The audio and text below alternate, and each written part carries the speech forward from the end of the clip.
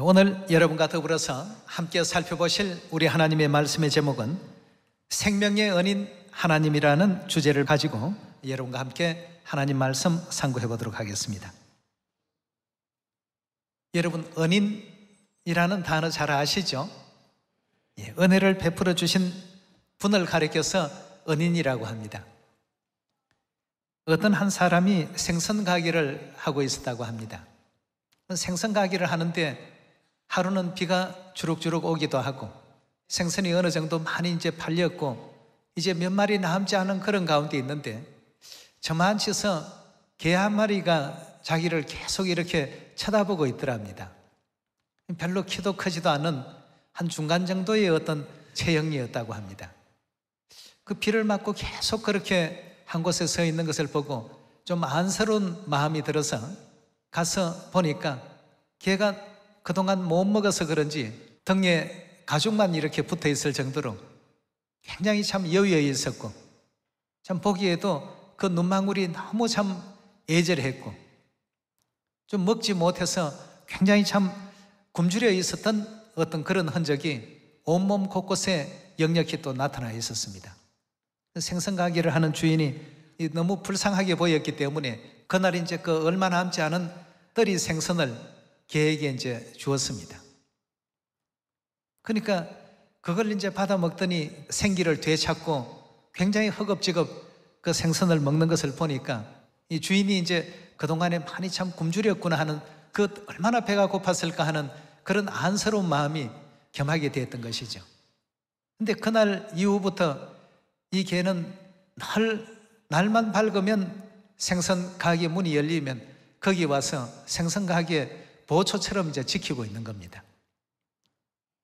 이 주인도 참 별 생각 없이 얘가 또 뭐 참 배가 고프니까 이렇게 왔나 보다 하고 또 먹다 남은 음식이라도 있으면 또 나눠주기도 하고 이렇게 하다 보니까 그 개와 생선 가게 주인이 마음이 이제 서로 이렇게 또 통했던 것 같습니다.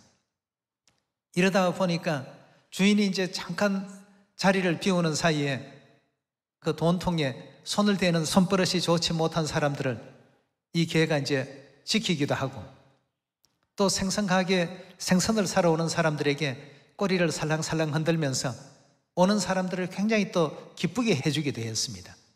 이러다 보니까 예전보다도 생선이 훨씬 더 많이 팔리게 된 것입니다. 이 주인도 이제 그 일을 굉장히 또 기뻐하고 이 개가 이제 뭐 복을 가지고 왔나 보다 생각하고 더 극진히 이제 보살피게 됐답니다.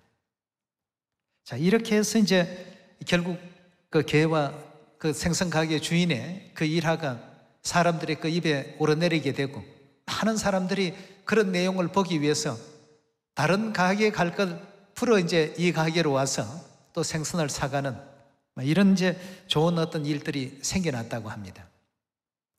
한낱 미물인 이런 어떤 짐승도 자기가 정말 참 아사 직전에 있었던 그 상황 속에 그 생선 몇 마리를 얻어먹었다는 그 어떤 내용 때문에 그 은혜를 갚기 위해서 그렇게 애를 썼다는 것입니다. 자기가 뭘 도와줘야 좋을지, 무엇이 이 사람에게 은혜를 갚는 길인지, 도움이 되는 일인지, 이래서 혼신의 그 힘을 다해서 돈을 훔쳐가려는 그런 도둑들도 지키기도 하고 또 손님들을 잘 이렇게 반기기도 하고 자기로서는 할 수 있는 일이 그런 것밖에는 또 없기 때문에 말이죠. 자, 그럼 오늘 왜 이 말씀을 여러분들에게 드리느냐 하면 이런 어떤 미물들조차도 그 생선 몇 마리 얻어먹은 것, 그 은혜를 갚기 위해서 그토록 노력을 하는데 우리는 과연 어떤가 하는 것입니다. 우리를 위해서 하늘로부터 이 땅에 육체의 장막 서시고 오신 우리 하나님이시고 우리를 살리기 위해서 우리 죄 대신 십자가에 그 못 박혀 돌아가신 이 같은 어떤 큰 은혜를 베푸셨는데도 우리는 과연 하나님을 위해서 뭘 지금 하고 있을까? 이 문제에 대해서 생각해 보지 않을 수가 없습니다. 2000년 전 예수님께서 인류를 구원하기 위해서 속죄의 어떤 희생제물로 이 땅에 오지 않으셨습니까? 오셔서 십자가에 못 박히시며 인류에게 구원의 길과 구속의 길을 활짝 또 열어놓으셨습니다. 만약 그리스도의 그 같은 희생이 없고 십자가의 어떤 보혈의 그 은공이 없었다고 한다면 오늘의 우리는 천국 간다는 것 꿈에도 상상할 수가 없고 그저 이 땅에서 다른 사람들처럼 적당히 먹다가 또 적당히 나이 들면 결국 이제 죽을 수밖에 없는 그런 인생입니다. 그럼 죽음이 그것으로 끝이냐? 그것도 아닙니다. 그 후에는 엄청난 심판이 이제 또 기다리고 있었겠죠. 또 영원한 불못이 또 기다리고 있었겠죠. 그런 엄청난 죽음의 어떤 그 고통 가운데서 우리를 건져주신 하나님의 그 은혜를 우리는 과연 생각하면서 오늘을 살고 있느냐는 것입니다. 그 생선가게에 남은 어떤 생선 몇 마리를 얻어먹은 이 개가 이제 배고픔을 좀 달래준 그 은공을 잊지 않았다고 하는데 우리 하나님께서 영원히 죽을 수밖에 없었던 우리를 그 지옥 고통 가운데서 구해주시고 건져주시려 천사를 시켜가지고 하셔도 될 일을 친히 이 땅까지 육체의 장막 서시고 사람들에게 비방당하시고 조롱당하시고 회방을 받으시면서 그런 아픔을 다 감수해 가면서까지도 우리 위한 모든 일들을 베풀어 오셨습니다. 급기야는 당신의 살을 먹이시고 당신의 피를 먹이셔서 살려놓은 오늘의 우리 하나님의 그 구원받은 백성들입니다. 그런데 우리는 과연 하나님에 대해서 얼마나 관심을 가지고 있습니까? 정말 참 하잘것없는 미물인데도 그 아사식전에 있었던 자신에게 관심을 가져주었다는 그것만 하더라도 그 은혜를 갚기 위해서 저토록 그 짐승으로서 할 수 있는 최선의 어떤 그 길들을 찾아서 저렇게 했는데 오늘날 우리들은 과연 하나님께서 부탁하시고 당부하신 일조차 제대로 지금 하고 있는가? 그 은혜는 제대로 우리가 알고 있는가? 은공을 갚기 위해서 무슨 노력을 과연 하고 있는가? 우리 누가복음 17장을 통해서 그 장면에 대해서 한번 생각해 보도록 합시다. 누가복음 17장 11절의 말씀 보겠습니다. 예수께서 예루살렘으로 가실 때에 사마리아와 갈릴리 사이로 지나가시다가 한 촌에 들어가시니 문둥병자 10명이 예수를 만나서 멀리 서서 소리를 높여 가로되 예수 선생님이여 우리를 긍휼히 여기소서 하거늘 보시고 가라사대 가서 제사장들에게 너희 몸을 보이라 하셨더니 저희가 가다가 깨끗함을 받은지라. 그 중에 하나가 자기의 나은 것을 보고 큰 소리로 하나님께 영광을 돌리며 돌아와 예수의 발 아래 엎드려 살해하니 저는 사마리아인이라. 예수께서 대답하여 가라사대 10사람이 다 깨끗함을 받지 아니하였더냐? 그 9은 어디에 있느냐? 이 이방인 외에는 하나님께 영광을 돌리러 돌아온 자가 없느냐 하시고 그에게 이르시되 일어나 가라 내 믿음이 너를 구원하였나니라 하시더라고 했습니다. 예수님 당시에는 이스라엘에 흔히 볼 수 있었던 문둥병자들이었습니다. 그 당시에 문둥병이라고 한다면 이건 하늘이 내린 형벌이다 이렇게 해서 천형이라고 이렇게까지 생각했던 그러한 시절이었습니다. 정말 참 죽기보다도 싫었던 문둥병자라는 이 소리. 근데 예수님께서 10명의 문둥병자를 깨끗하게 고침을 주셨습니다. 그러나 10명이 고침을 받았지만 결국 예수님께 감사합니다 하고 인사라도 한 사람은 한 사람밖에 없었습니다. 오늘날 우리가 과연 그 하나님 앞에 나아가서 얼마나 그 은혜에 대해서 감사해야 하고 감업해야 하고 은혜를 갚기 위해서 노력하고 있는가 말이죠. 예수님께서 굉장히 민망하게 여기셨습니다. 다가 나음을 입지 않았더냐? 자기들은 이 문둥병에서 해방만 된다고 한다면 평생 무슨 일이라도 다 하겠단 말이죠. 자, 이런 사람들이 거기에서 완전히 해방되었으니까 얼마나 기쁘겠습니까? 평생을 두고도 못 갚을 은혜인데 인사하러 오는 사람은 한 사람밖에 없었다고 합니다. 여러분, 우리의 이와 같은 어떤 인생의 어떤 그 성정을 이렇게 보면 하나님께로부터 받은 은혜가 많으면 많을수록 그 은혜에 대해서 감사하는 어떤 내용이 줄어들고 적어질 수밖에 없다는 이런 것을 생각하게 될 때 정말 참 하잘것없는 미물들도 베풀어준 그 은혜를 평생을 잊지 않는다고 하는데, 우리 하나님께서 베풀어 주신 이 은혜는 정말 두고두고 영원 세세토록 고통받을 곳에서 우리를 구원해 주시고 건지지 않았습니까? 그러한 그 은혜에 대해서, 이 생명의 은인에 대해서 우리는 무엇을 어떻게 보답하고 무엇을 어떻게 갚을 것인가? 어떤 일이 과연 우리 생명의 은인 되신 하나님께서 가장 기뻐하시는 일일까? 생각해 볼 수 있어야 되겠습니다. 우리의 영원한 그 생명, 잃어버릴 수도 있었던 이 영원한 생명을 되찾아 주시고 되찾기까지의 그 과정 속에 자신을 친히 희생하시고 하늘의 그 많은 영광도 다 뒤로 하시고 이 우주 속에서 먼지 알갱이처럼 작은 이 지구별에 오셔서 수많은 피조물들에게 희롱과 조롱과 채찍과 또 침뱉음과 또 회방과 비방을 감수하시면서까지 우리를 살리시고 건져주시려는 우리 그 생명의 은인의 그 노력을 우리 한번 생각해 볼 필요가 있겠습니다. 은혜를 모르는 사람은 짐승만도 못하다는 옛말이 있지 않습니까? 하나님께 받은 우리 은혜가 너무나도 참 큽니다. 너무나도 큰데 그냥 교회에 나오는 것이, 내가 교회에 한번 나가주는 것이 굉장히 뭔가 크게 적선이라도 하는 것처럼 말이죠. 우리가 이런 생각 사로잡히면 결단코 안 되겠습니다.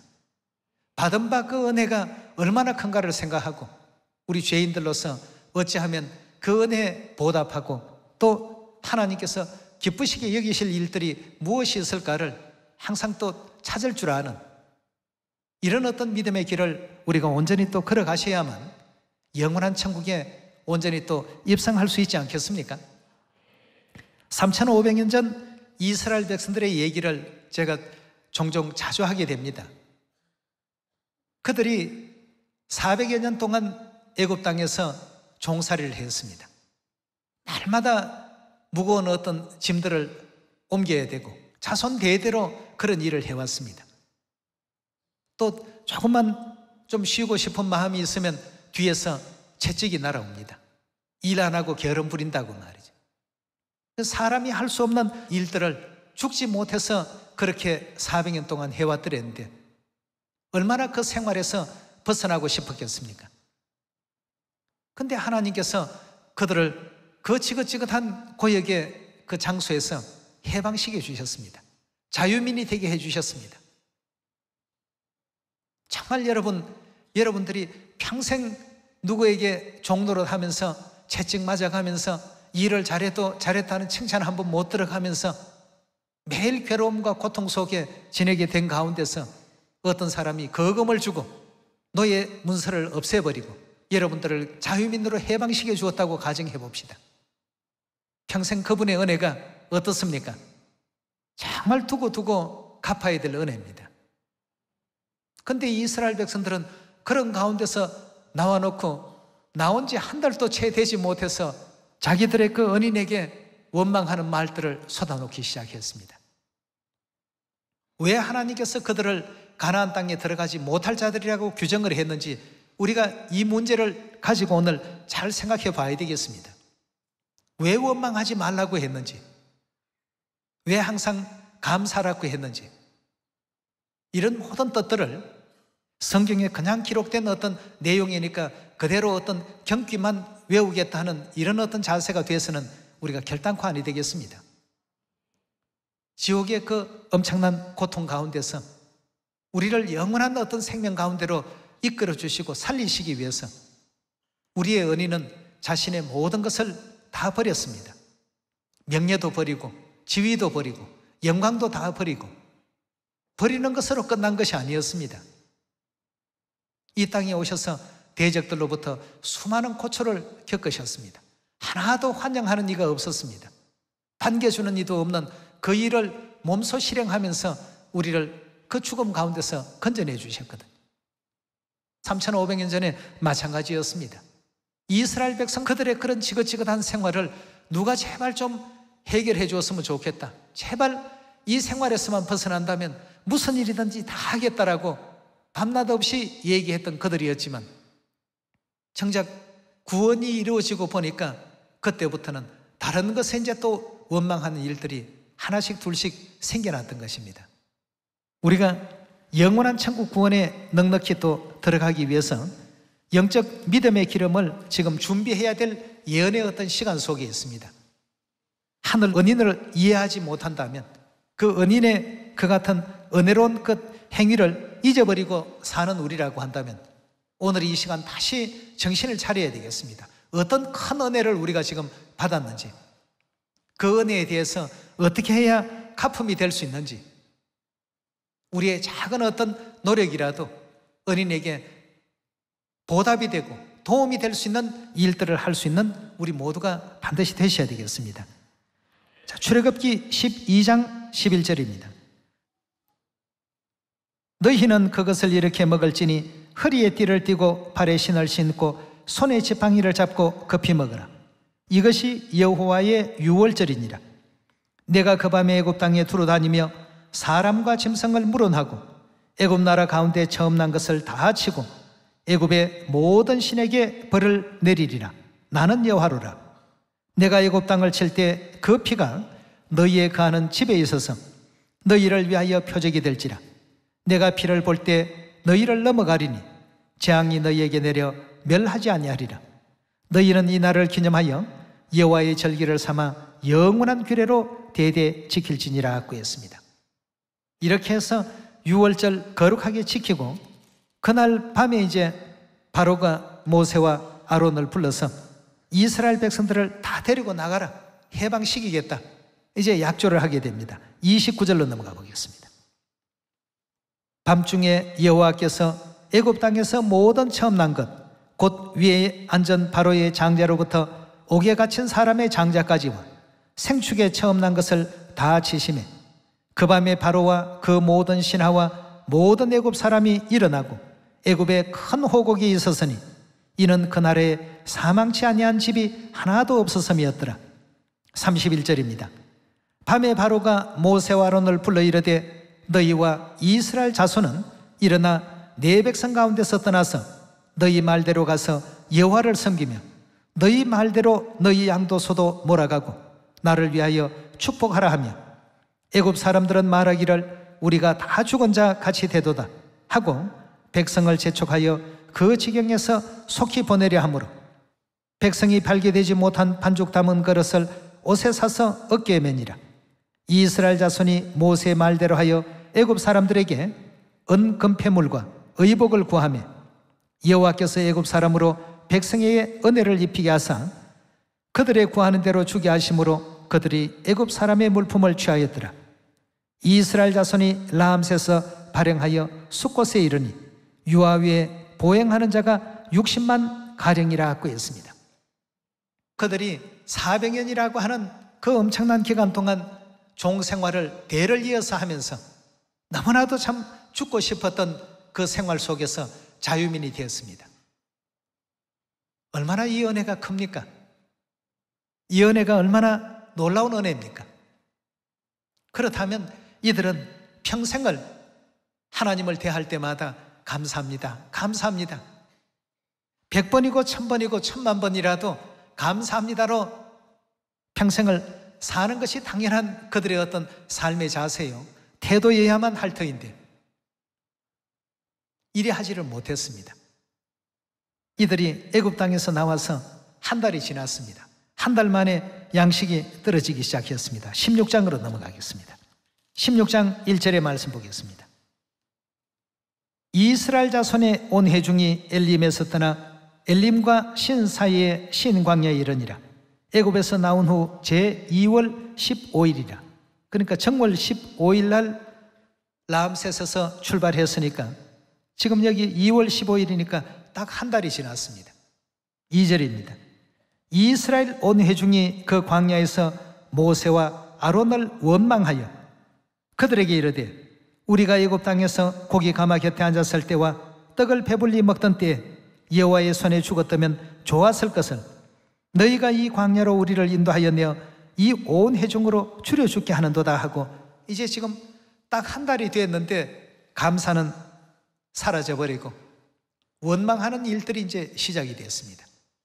자, 하나님께서 이런 생명의 은인에 대해서, 그 은혜를 잊어버린 자들에 대해서 어찌하시는가? 전부 가나안 땅에 들어가는 일에 탈락을 시키십니다. 굉장히 중요한 대목입니다. 이런 광야의 어떤 그 그림자적 3,500년 전 역사를 통해서 우리는 오늘날 믿음의 광야길을 걸어가면서 하나님의 은혜를 잊어버리고 하나님께서 베풀어 주신 그 크신 은혜와 은공을 잊어버리고 살아가게 된다면 결국 원망하는 이들과 다를 바 없는 우리가 되고 말 것입니다.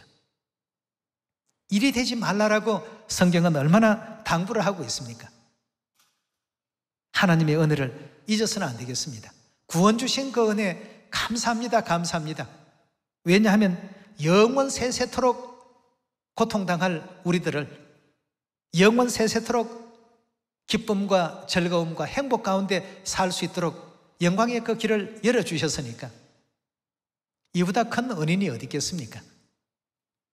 더 이상의 채찍맞는 일도 없고 더 이상의 자유를 구속할 사람도 없습니다.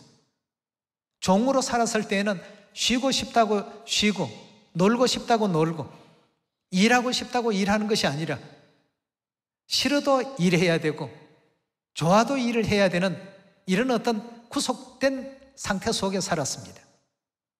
6월절 권능으로 자유민이 되게 해주셨는데 나오고 약 한 달 만에 벌써 이런 일들이 벌어지기 시작했습니다. 여러분, 우리는 오늘날 이 시대를 살면서 생명의 은인에 대해서, 영원한 생명의 은인에 대해서 항상 감사해야 하며 생명의 은인 되신 하나님께서 무엇을 기뻐하실까? 어찌하면 하나님께 기쁨을 드리고 영광을 돌릴 수 있을까?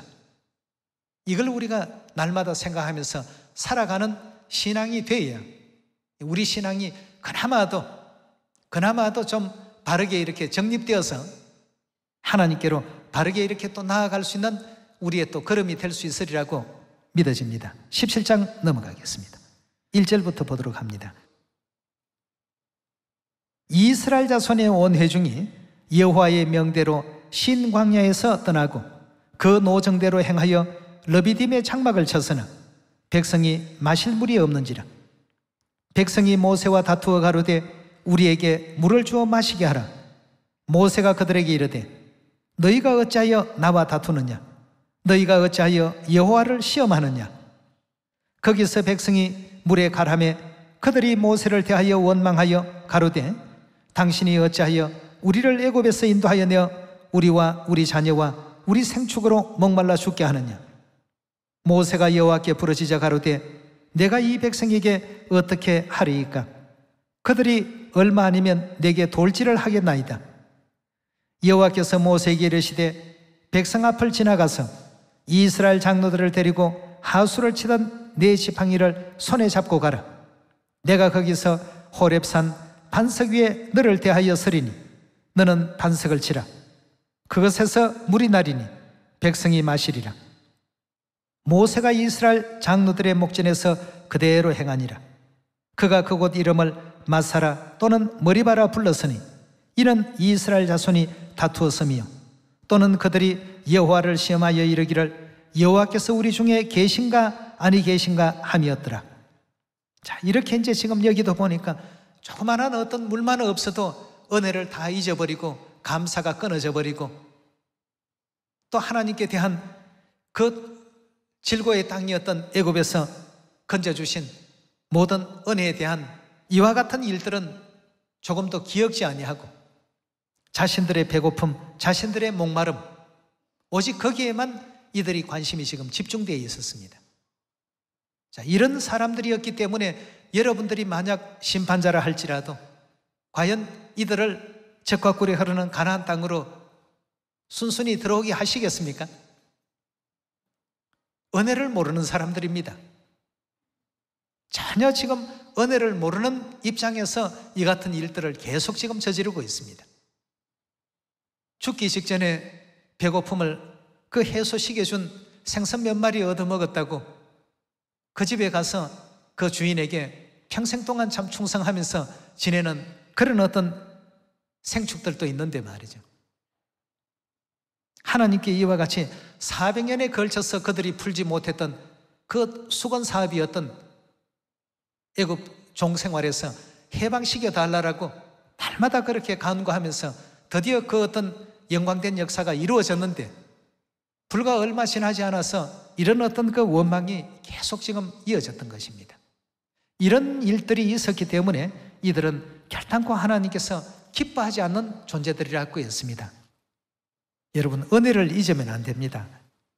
영원한 생명의 은인 우리 하나님, 우리 위해서 어떤 삶을 사셨는가를 생각하고 은혜를 잊지 않는 우리 모두가 되어야 되겠습니다. 고린도전서 10장 1절입니다. 형제들아, 너희가 알지 못하기를 내가 원치 아니하노니. 이 말씀은 조금 어렵게 둘러싼 말씀입니다만 반드시 알아야 될 말이다 하는 뜻 아니겠습니까? 예. 알지 못하기를 내가 원치 아니하노니 우리 조상들이 다 구름 아래에 있고 바다 가운데로 지나며 모세에게 속하여 구름과 바다에서 세례, 즉 침례를 받고 다 같은 신령한 식물을 먹으며 다 같은 신령한 음료를 마셨으니 이는 저희를 따르는 신령한 반석으로부터 마셨음에 그 반석은 곧 그리스도시라. 그러나 저희의 다수를, 그 많은 숫자를 하나님이 기뻐하지 아니하셨다고 했습니다. 기뻐하지 않는 사람들이 어떤 사람들이었습니까? 은혜를 모르는 사람들이었습니다. 은혜를 모르는 사람은 검수만도 못하다고 하는 그런 우리 조상들의 그 예로부터 하시는 말씀들이 있습니다. 하나님께서 베풀어 주신 은혜를 모르고 계속 40년 생활 동안 원망으로만 이들은 일관했습니다.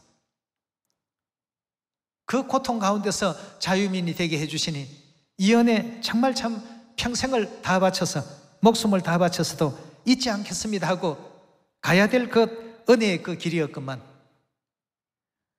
6절입니다.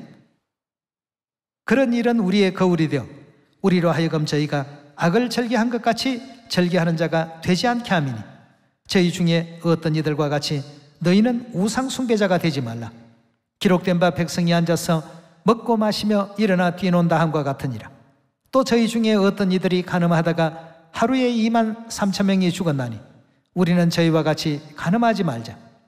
저희 중에 어떤 이들이 주를 시험하다가 뱀에게 멸망하였나니 우리는 저희와 같이 시험하지 말자. 저희 중에 어떤 이들이 원망하다가 멸망시키는 자에게 멸망하였나니 너희는 저희와 같이 원망하지 말라. 저희에게 당한 이런 일이 거울이 되고 또한 말세를 만난 우리의 경계로 기록하였느니라. 그런즉 선줄로 생각하는 자는 넘어질까 조심하라고 했습니다. 여러분, 3,500년 전 이스라엘 백성들의 그 역사를 거울과 교훈으로서 우리가 바라보게 될 때 이들이 행했던 것은 하나님의 은혜를 잊어버리고 살았다는 것입니다. 베풀어 주신 그 은혜 얼마나 참 광대한 은혜였습니까? 400년 동안 풀지 못했던 숙제였고 400년 동안 그 어떤 사람도 자신들을 그 질고의 그 땅에서 질고의 그 환경에서 건져내 주지를 못했습니다. 쉬고 싶어도 또 아파 몸져 누워 있어도 편하게 그 있을 수 없는 그런 환경과 그런 여건 속에 그들은 종으로서 그렇게 살았습니다. 드디어 하나님께서 은혜를 베푸셔서 선지자를 보내주셨고 그 선지자를 통해서 자유민이 되는 수건 사업이 이루어지게 된 것입니다. 날마다 기뻐해야 될 일입니다. 날마다 즐거워해야 될 일인데 한 달이 채 가지 못하고 얼마 가지 못해서 계속 이어지는 끝없는 그들의 어떤 원망의 소리들. 오늘날 우리도 이들의 그 모습과 같이 이렇게 비교해 보았을 때 우리는 과연 저들보다 나은가를 한번 생각해 볼 필요가 있겠습니다. 그들은 육적인 광야길을 걸었고 우리는 지금 믿음의 광야길을 지금 가고 있지 않습니까? 우리도 날마다 하나님의 은혜에 감사하고 항상 기뻐하고 범사에 감사하는 그런 삶을 우리가 과연 살고 있는가? 베풀어 주신 그 은혜에 대해서 이것도 감사합니다, 저것도 감사합니다, 이리도 고맙습니다, 저리도 고맙습니다. 천국을 허락하시다니요. 죽을 수밖에 없었던 영원한 영적 사형수나 다를 바 없는 우리들 아니었겠습니까? 죽을 수밖에 없는 죄인이라 하는 것, 죽을 수밖에 없다라고 하는 것은 사형수에게 붙이는 수식어입니다. 그런 우리 영혼들을 삶의 길로 하나님께서 이끌어 주셨고 또 인도해 주셨습니다. 이보다 더 큰 생명의 은인이 어디 있겠습니까? 만약에 우리가 거기에서 하나님의 은혜로 구원을 받지 못하고 건짐을 입지 못했다면 우리의 어떤 미래도 일이 되었을 것입니다. 요한계시록 우리 20장 열어보겠습니다. 요한계시록 20장 10절의 말씀 보겠습니다. 또 저희를 미혹하는 마귀가 불과 유황못에 던지우니 거기는 그 짐승과 거짓 선지자도 있어 세세토록 어떻게 된다고요? 밤낮 괴로움을 받으리라 하고 했어요. 이건 이스라엘 백성들은 400년 동안 대를 이어서 그런 고난을 받았지만 여기서는 그보다 더합니다. 밤낮 세세토록 고난을 받으리라. 19장 20절로 넘어가겠습니다. 짐승이 잡히고 그 앞에 이적을 행하던 거짓 선지자도 함께 잡혔으니 이는 짐승의 표를 받고 그의 우상에게 경배하던 자들을 이적으로 미혹하던 자라. 이 둘이 산채로 유황불 분노 못에 던지우고 그 나머지는 말탄 자의 입으로 나오는 검의 죽음에 모든 새가 그 고기로 배불리우더라 하고 했습니다. 둘 다 똑같은 장면입니다. 세세토록 고난당하는 이 장면들을 요한계시록 19장 20장에서 설명하고 계시고 누가복음 또 16장 19절에는 어떻게 또 되어 있습니까? 손가락 끝에 물 한 방울을 찍어서 내 혀를 서늘하게 하소서. 그런 잠깐의 어떤 기쁨이라도 맛보게 하소서. 그런 기쁨마저도 빼앗긴 그 장소가 바로 영원한 지옥입니다. 이곳에서 세세토록 고난당할 우리들을, 우리의 그 운명을 하나님께서 속량해 주셨습니다. 우리가 그 생명의 은인 대신 우리 하나님, 우리의 은인으로 생각해야만 올바른 어떤 믿음의 길을 지향할 수가 있습니다. 하나님께서 베풀어 주신 만 가지의 은혜, 이건 그냥 하나님께서 우리에게 그저 주신 내용이니까 우리가 특별히 잘났기 때문에 이와 같은 은혜가 우리에게 주어진 것처럼 잘못 생각해서는 안 되겠습니다. 우리에게 베풀어 주신 이 크신 은혜, 이 은혜를 이루기 위해서 하나님께서는 또 어떤 길을 걸어가셨는가도 생각해 봐야 되겠습니다. 그런 희생과 그런 어떤 고난 끝에 오늘의 우리에게 천국이라는 길을 만들어 주셨고 생명이라는 길을 만들어 주셨고 영생이라는 길을 만들어 주셨는데 우리는 우리가 받은 어떤 생명의 가치를 이 땅에 있는 그 어떤 것보다도 작게 여기고 가볍게 여기고 그러니 안식일이 덜 귀하고 하나님께 올려지는 예배가 덜 귀하고 당연히 은인에게 감사합니다, 감사합니다. 수만 번, 수천만 번을 감사를 드려도 못할 우리 감사가 아니겠습니까? 거기다가 다시는 사망도 없고 애통도 없고 고통도 슬픔도 없는 눈물도 없는 그 세계를 우리 위해서 그 길을 열어놓으셨다고 하시니 말이죠. 또 오늘 이 안식일을 통해서 은인에 대해서 은인의 그 은공을 우리가 은혜 받은 자로서 어떻게 갚아야 될까? 하잘것없는 미물도 자기에게 조그만한 어떤 도움만 주어도 그 도움에 감격해하고 감사해야 하고 뭔가 도움 준 그 사람을 위해서 평생을 그렇게 그 은공을 잊지 아니하고 은혜를 갚는다고 하는데 말이죠. 우리는 과연 하나님께 무슨 은혜를 얼마나 지금 갚고 있는지 다시 한번 우리 생각하시면서 영원한 그 천국길 가는 이 마지막 순간입니다.